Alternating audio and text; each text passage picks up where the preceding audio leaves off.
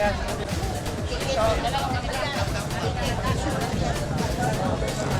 ng board. Kasi ganito yan. Saan namin nakita yung firma mo? Ito. Kapatid nga niya kasama eh. Hindi. Ito. Yan na. Hindi pinagkasiyan. Walang ikay mo. Walang ikay na pera. Tausa.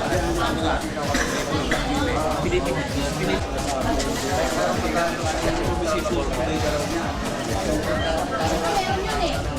So ngayon, hindi ko may lalagay ang gano'n. Ngayon, ilagay mo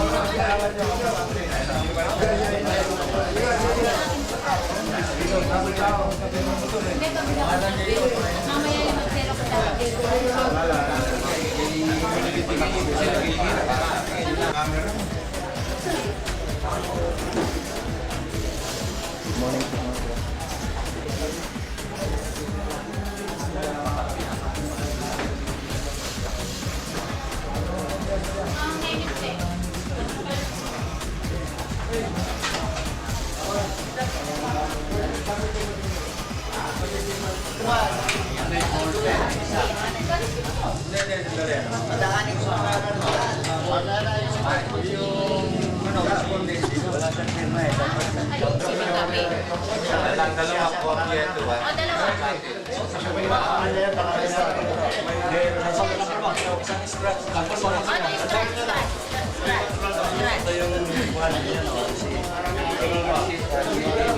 Yan ang kopya natin, final copy yan. Pati kasama. Tatalita pa. Tatalita. Babalik mo.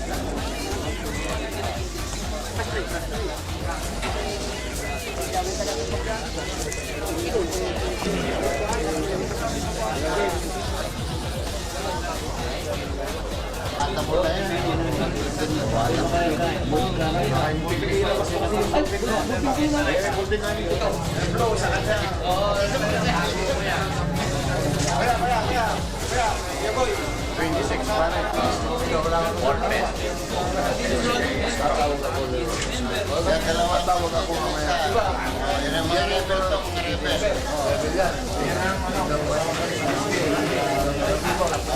Tatanganan natin to.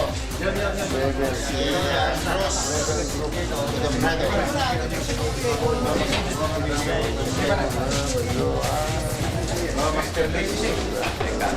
Kuha ako ng ballpen namin. Pamili na ng ballpen. Sa'yo mo na. Ito muna. Ito muna. Okay, tuloy na natin. Yung analyzer dun sa mga kuwan. Ay, route. Halimbawa, yung dating proseso. Alamin yung yan. Various contract, birth certificate.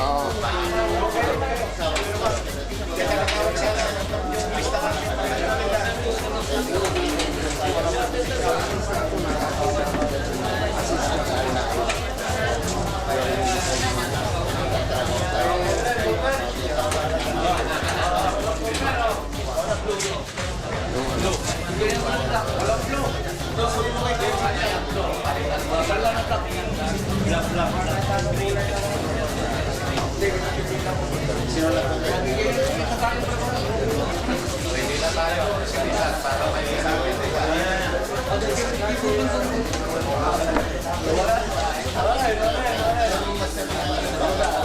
Po ng bagong dating, firma po kayo ng attendance dito.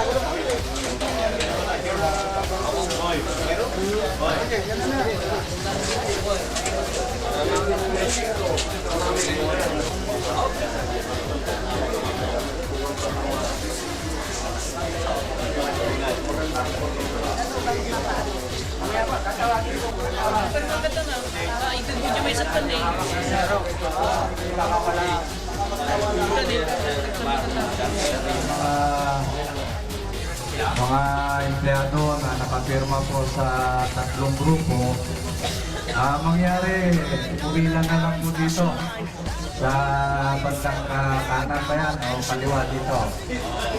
Yung po mga nakapirma sa mga tatlong grupo, ni Ulungan, Rivera at saka Mimita, alam nyo naman po siguro kung may mga napirmahan kayo para masikaso po kayo kagad, hindi kayo magtagal dito. Yung hindi naman po nakapirma sa mga tatlong grupo, pumila din po dito para maayos po. Anyway, nakasulat na po yung mga pangalan nyo dito, hintayin nyo na lang po yung mga matawag. Yung mga hindi pa po nakapagpalista ng pangalan dito, nandito po ang Sarge, naglilista po po kayo? mayroon pong naglilista dito sa harap. Itanong nyo na lang po dito kung sino po yung naglilista para sunod-sunod. Kasi ayaw namin matulad muna na magulo. Ito po yung mga dokumento natin. Salamat po.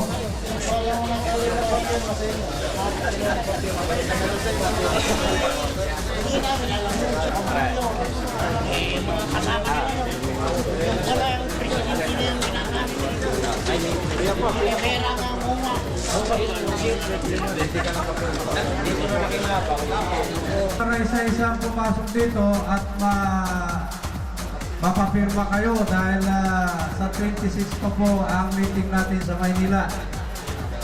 Yung mga nakapirma sa tatlong grupo under Mr. Ulungan o kaya Di Guzman, kay Dos Bordos, grupo ni Rivera, grupo ni Itzel Noguera, grupo ni Mimita, mga nakapirma sa tatlong grupo. Cruz Godofredo, Lydia Abalos, Angelito Acoba, Regino Acoba, Romeo Alambra, Eusebio Almuete, Manuel Aquino, Gil Ballesteros, Jaime Bakiran Jr., Domingo Bayatan, Lilia Busto, or George Busto, Guidofredo Calado, Charlie Campolio, Oscar Camos,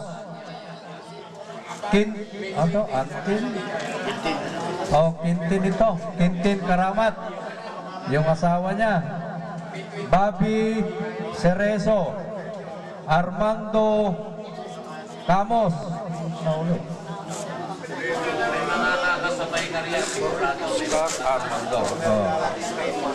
Onofre Kasinghal o Kasinggal, Antonio Katakutan, Artemio Danipog. Ikat muna natin. Pinuputol at ako ang magtutuloy ng paliwanag. Magandang umaga po sa inyong lahat na narito ngayon. Dito po ngayon ay magkakaroon ng distribution ng mga lahat ng kasapi ng Panrea.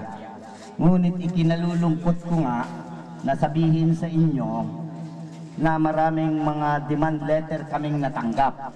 Yung mga demand letter nga, marami kaming mga demand letter na kung saan maraming nakapirma na sumusuporta sa mga paano ko ba sila i-address? sumusuporta sa kabilang panig laban sa amin. Halimbawa po nito, ito po sa katutak na demand letter ang sinasabi. Umpisahan natin dito. Makinig po kayo. Ito po ang mga sinasabi ng demand letter. At nandito po lahat yung pangalan ng mga tao na nagpadala at pumirma sa mga demand letter. Unang-una po ito. May 13 po ang petsa nito.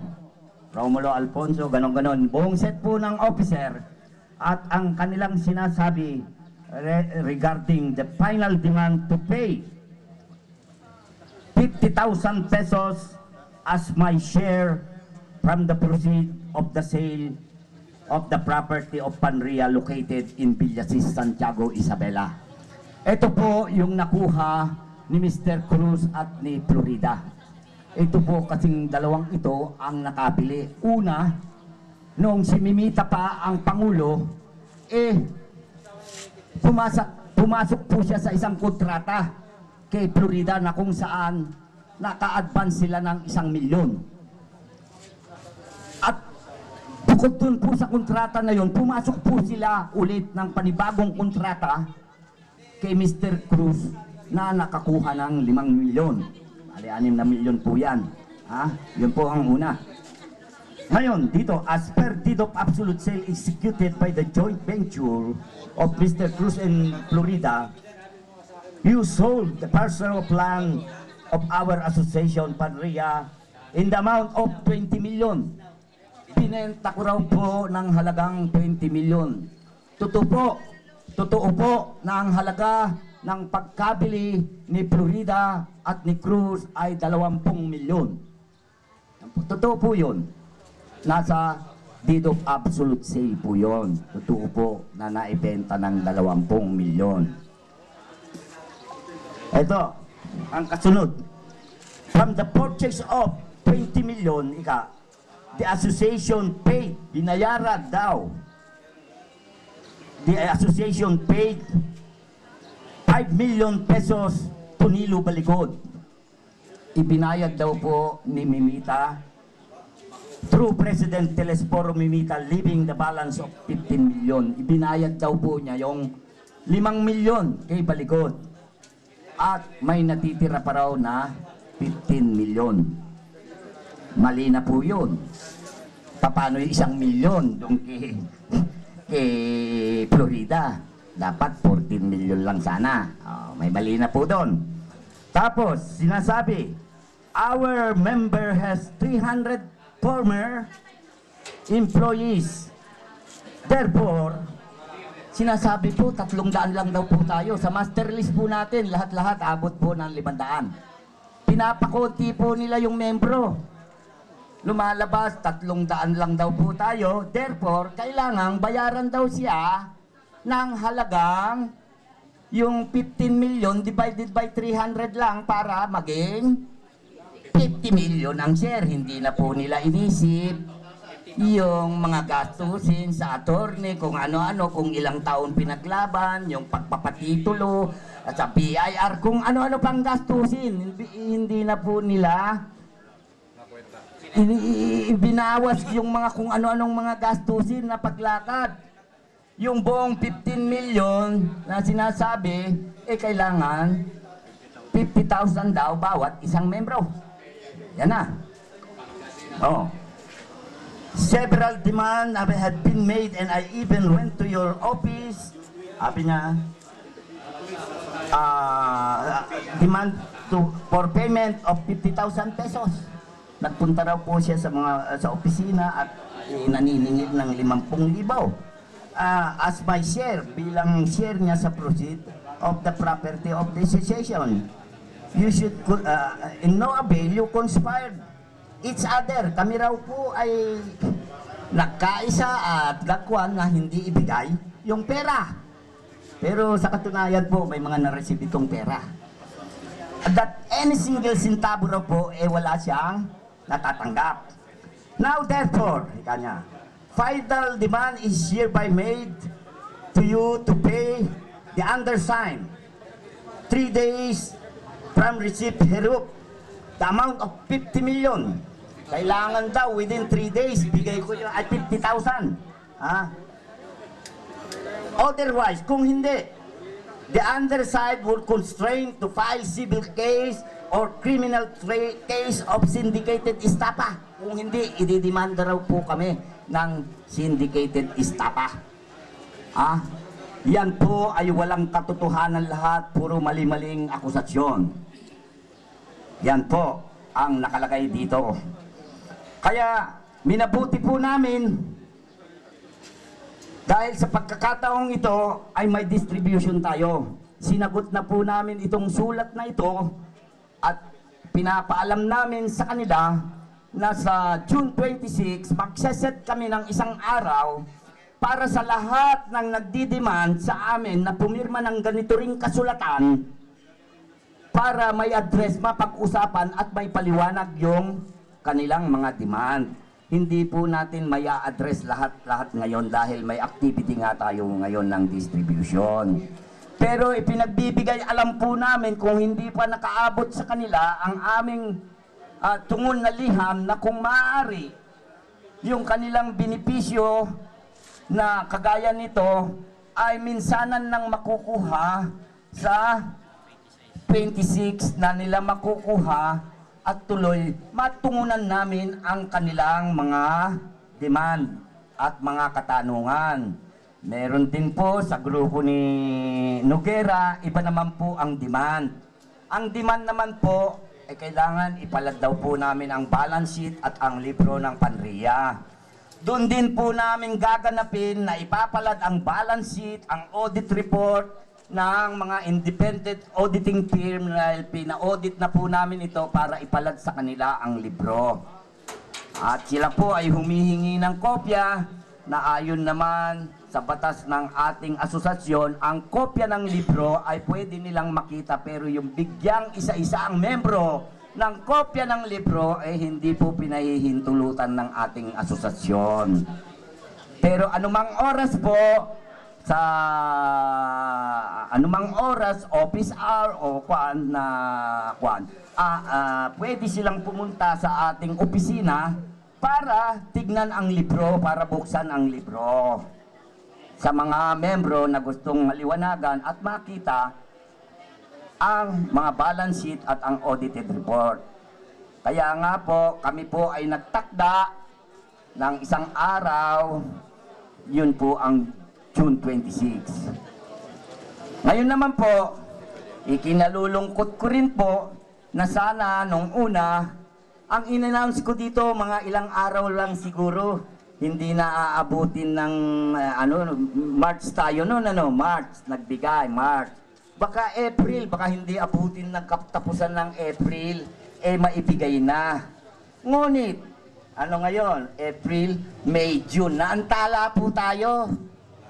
Kinalulungkot ko po sabihin sa inyo dahil dito sa mga demand letter at mga demanda, hinaharang po nila, itinitro nila sa NLRC sa Manila kung saan ang korte, nag-file po sila ng annulment of sale, kung ano-anong mga demanda para ma-stop ang pagbabayad sa atin. Kaya ang ating buyer naguguluhan at kung ano, naantala po tayo.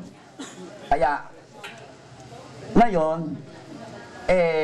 na yung mga usapin nandun pa rin sa NLRC. Ngunit napagtanto ng ating buyer at sa tulong ng mga kasama natin, na-pressure natin ang buyer natin na Pabistar dahil marami na pong tawag, marami na pong umaasa, marami na pong naninira sa amin, na ganito kung po pwede i-release na ninyo para may distribute namin. Madami ang mga nagdidiman ng kung ano-anong mga malisyosong paratang sa amin at kami po ay pinagbigyan. Kaya ini-release po ngayon.